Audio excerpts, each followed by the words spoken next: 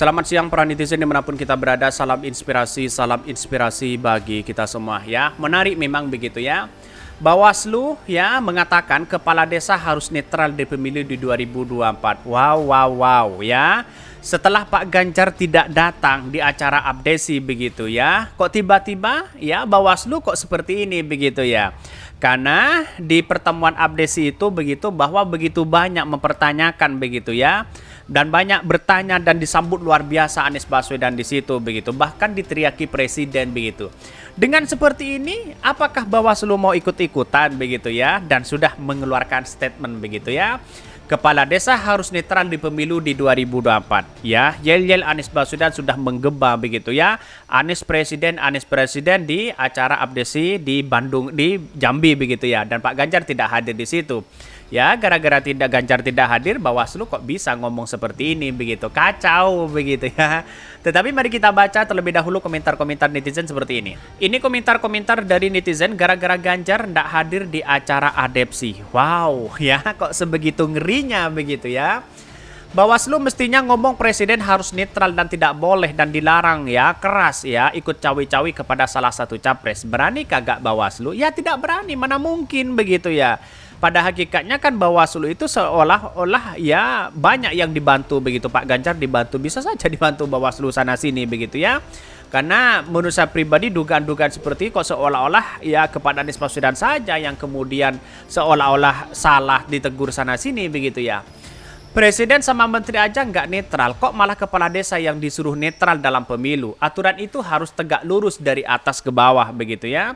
Bagaimana dengan Pak Ganjar pertemuannya di Jawa Timur dengan kepala desa begitu? Kok seolah-olah Bawaslu tidak mengatakan seperti itu begitu ya? Tetapi ketika Anies Baswedan datang ke Jambi, tiba-tiba Pak Ganjar tidak datang di situ, kok tiba-tiba kepala desa harus netral seperti itu begitu? Ini kan kacau pemikirannya begitu ya. Bahkan ya karena ada kades yang terang-terangan dukung Pak Anies, coba kalau kades yang dukung Ganjar, pasti sunyi itu. Bisa ya, seperti itulah kelakuan mereka begitu. Sudah bisa ditebak begitu ya. Bahkan Bawaslu Muhammad ya, nggak bisa bendung gerakan perubahan ya, nggak apa-apa supaya Bawaslu ada kerjaan.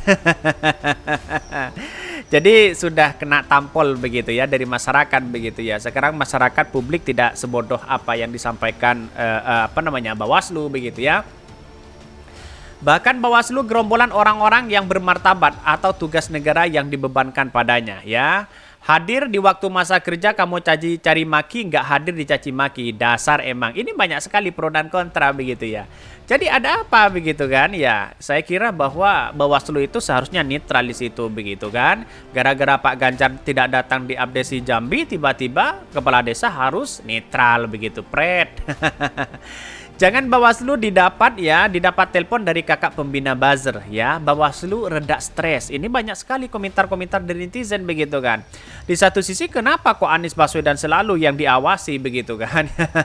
Padahal pemilu ini masih belum dilanjutkan, masih belum ada di situ begitu ya. Tapi kok sudah seperti ini begitu kan. Ya arahnya kan sudah jelas di situ begitu. Pak Jokowi saja cawi-cawi ya tidak ada masalah bagi Bawaslu begitu ya. Ya, kalau junjungannya sendiri apapun walaupun salah dia pasti benar begitu ya. Bahkan kalau nggak salah pernah ada juga kades dukung Ganjar. Tapi sepertinya nggak ada tuh komen-komen apa dari Bawaslu. Kok beda ya? Ya beda memang begitu kan. Karena Bawaslu itu jelas-jelas ada yang mengatakan bisa hanya ngawasi Anies Baswedan. Begitu logika kita begitu.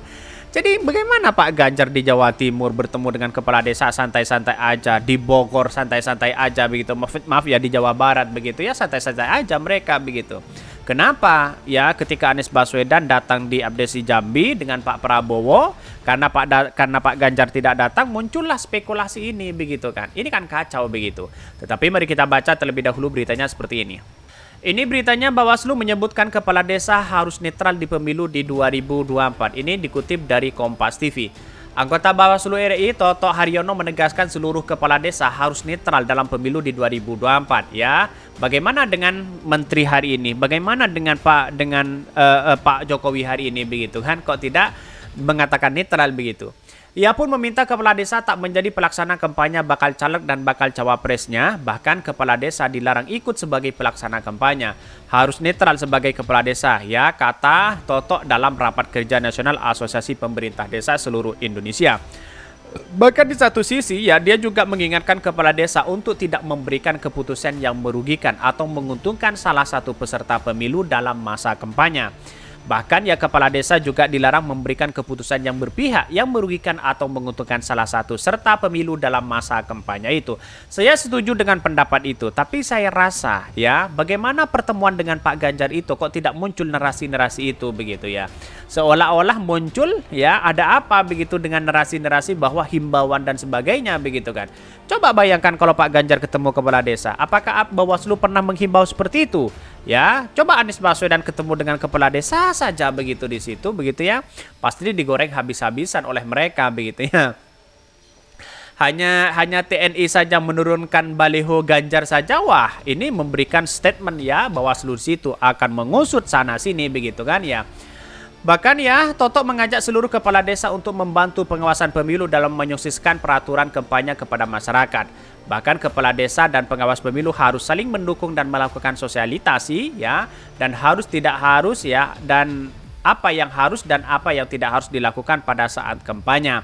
Bahkan ya di satu sisi kalau menurut saya pertemuan Prabowo ya diabdesi, Anies Baswedan diabdesi, saya rasa ya sah-sah aja di situ begitu karena dia forum resmi begitu kan.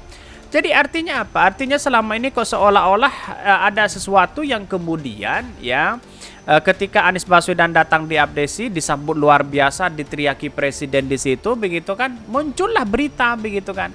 Ini kan beritanya hari di Kompas tanggal 28 itu baru kemarin gitu.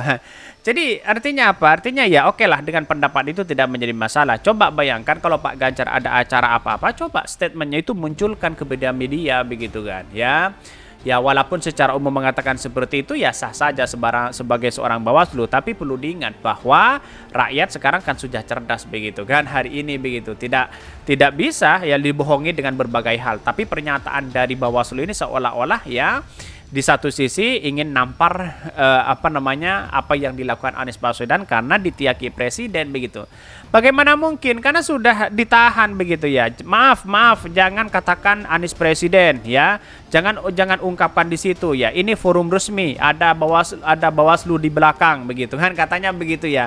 Tapi kan orang-orang seperti itu, kepala desa seperti itu tidak terbendung mengatakan bahwa Anies presiden di situ begitu.